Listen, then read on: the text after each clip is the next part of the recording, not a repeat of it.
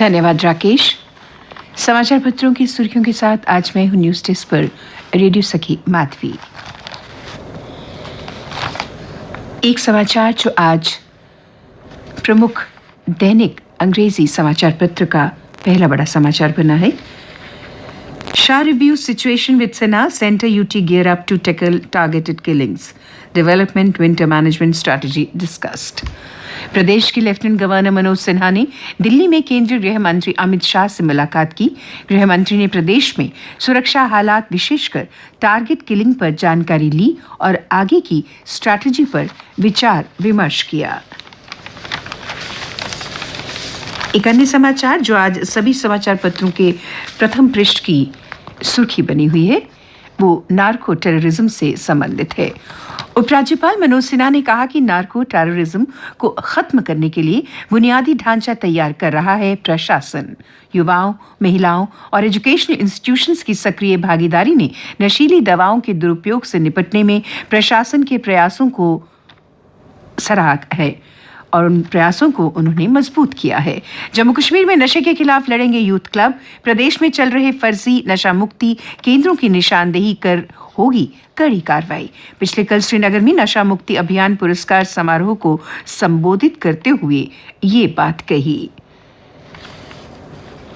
Supreme फटकार के बाद महिलाओं को स्थायी कमीशन का फैसला। ये समाचार भी आज समाचार पत्रों के प्रथम पृष्ठ पर प्रमुखता लिए हुए है। सेना महिला अधिकारियों को परमानेंट कमीशन देने को राजी। सुप्रीम कोर्ट की सख्ती के बाद सेना ने अपनाया नरम रुख। अदालत ने कहा सेना अपने क्षेत्र में सुप्रीम हो सकती है, लेकिन ये संवैधानिक अदालत अपने क्षेत्राधिकार में सुप्रीम है। इस फैसले से 11 याचिकाकर्ता महिला अधिकारियों को मिलेगा स्थायी कमीशन। अब सरकारी ब्रांड में आम लोग सीधे निवेश कर सकेंगे। प्रधानमंत्री ने इससे जुड़ी आरबीआई रिटेल डायरेक्ट स्कीम का आगाज किया। उन्होंने एकीकृत लोकपाल स्कीम भी शुरू की। ये योजना बैंकों और अन्य फाइनेंशियल इंस्टीट्यूशंस के ग्राहकों की समस्याओं को दूर करने का एक साझा प्लेटफॉर्म उपलब्ध करवाएगी। ये समाचार भी आज सभी समाचार पत्रों में प्रमुखता से प्रकाशित हुआ है। जेएनके बैंक का अर्धवार्षिक लाभ रिकॉर्ड्स 4 टाइम राइज। बैंक का लाभ हुआ 215 करोड़ रुपए। पिछले साल के इसी अवधि के मुकाबले ये लाभ 155% ज्यादा रहा। श्रीनगर में फिदायिन हमले को नाकाम किया गया और एक आतंकी को मार गिराया गया। आतंकी संगठन मुजाहिदीन गजवात उल हिंद ने रची थी साजिश। उधर कुलगाम के चवलगाम इलाके में रात भर चली मुठभेड़ में हिजबुल कमांडर समेत 2 आतंकी मारे गए। और अब कुछ अन्य मुख्य समाचार। श्रीनगर में आतंकी हमले में मारे गए सेल्समैन इब्राहिम खान के परिवार को कश्मीरी पंडित कारोबारी डॉक्टर संदीप मावा 10 लाख रुपए की सहायता देंगे। डॉक्टर मावा की दुकान के बाहर इब्राहिम की गोली मारकर हत्या कर दी गई थी। यात्रियों पर किराए के बोझ को कम करने के लिए रेलवे मंत्रालय ने विशेष ट्रेन की व्यवस्था बंद कर दी। अब यात्रियों को कोरोना से पहले वाला सामान्य किराया ही चुकाना होगा। भ्रष्टाचार के मामले में लंबित जांच के चलते प्रदेश सरकार ने ट्रांसपोर्ट डिपार्टमेंट कश्मीर के 3 अधिकारियों को तत्काल निलंबित कर दिया है। पूर्व उप मुख्यमंत्री डॉक्टर निर्मल सिंह को राहत। घर गिराने के आदेश पर लगी रोक। जेएनके स्पेशल ट्राइब्यूनल ने दी राहत। जेडीए ने लिखित प्रस्तुतियां पेश करने के लिए मांगा समय। 7 दिसंबर तक यथास्थिति रहेगी। समय पर ना आने वाले सिविल सेक्रेटेरिएट के कर्मचारियों का कटेगा वेतन और होंगे सस्पेंड।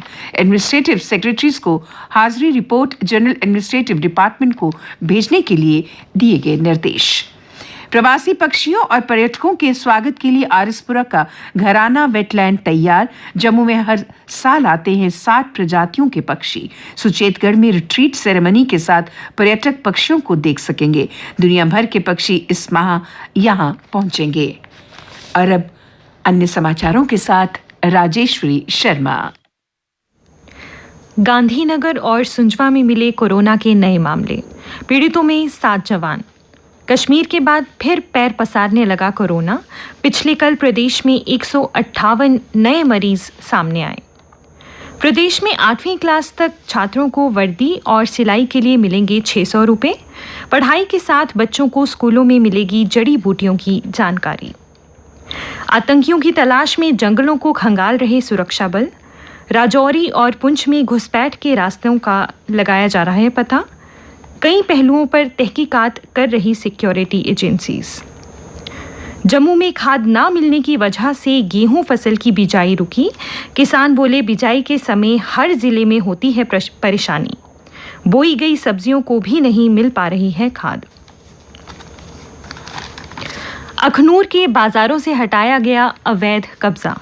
सड़क किनारे रखा कई दुकानदारों का सामान जब्त किया गया। पुलिस ने आगे की कार्रवाई करने की दी चेतावनी। और अब खेल समाचार।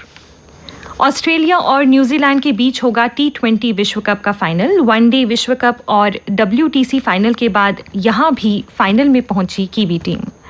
डार्क हॉर्स मानी जाने वाली न्यूजीलैंड की टीम केन विलियमसन की अगुवाई में लगातार तीसरे ICC टूर्नामेंट के फाइनल में पहुंची है और अब रविवार को यह टीम T20 विश्व कप के खिताबी मुकाबले में ऑस्ट्रेलिया से भिड़ेगी। ATP फाइनल्स टेनिस टूर्नामेंट में ग्रुप की घोषणा की गई है, जिसमें विश्व के नंबर 1 खिलाड़ी सर्बिया के नोवाक जोकोविक का सामना ग्रुप में स्टेफेनोस सिटसिपास, एंड्री रूबलेव और कैस्पर रूड से होगा। इस टूर्नामेंट का आयोजन 14 से 21 नवंबर तक होगा। 66वीं पुरुष व 24वीं महिला सीनियर राष्ट्रीय कुश्ती चैंपियनशिप का दूसरा दिन हरियाणा के पहलवानों के नाम रहा। संगीता फोगट और सत्यव्रत ने सुनहरा दांव लगाया, जबकि गीता फोगट को चांदी व दिव्या काकरन को कांस्य पदक से ही संतोष करना पड़ा। और अब मौसम।